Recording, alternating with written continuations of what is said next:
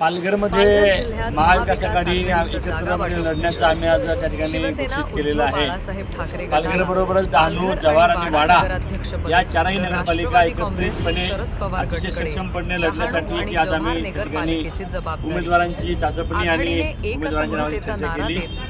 अत्यंत सक्षमपणे त्या ठिकाणी या निवडणुका लढण्याचा आज आम्ही ठरवलेला आहे। डहाणू आणि हा निर्णय घेण्यात आला।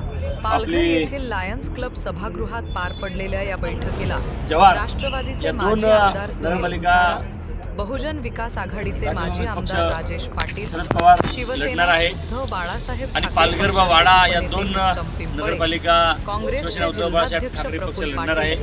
सोबतचे सर्व मित्र पक्ष आणि संघटनांना सन्मानपूर्वक जागा देऊन त्या ठिकाणी अतिशय ताकदीने या चारही नगरपालिकांवर आमचा झेंडा फडकण्यासाठीचा प्रयत्न करण्यासाठी आजची बैठक संपन्न करण्यात आला।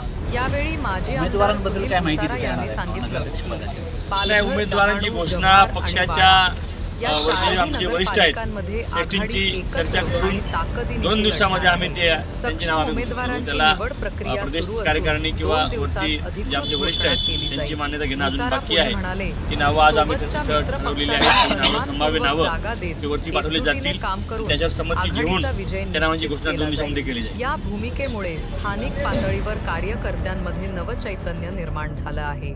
महाविकास आघाडीचं हे जागा वाटप निश्चित झाल्यानं पालघर जिल्ह्यातील आगामी नगरपालिका निवडणुकांमध्ये आघाडी एकत्रितपणे जोरदार ताकद दाखवणार हे आता स्पष्ट झालं आहे।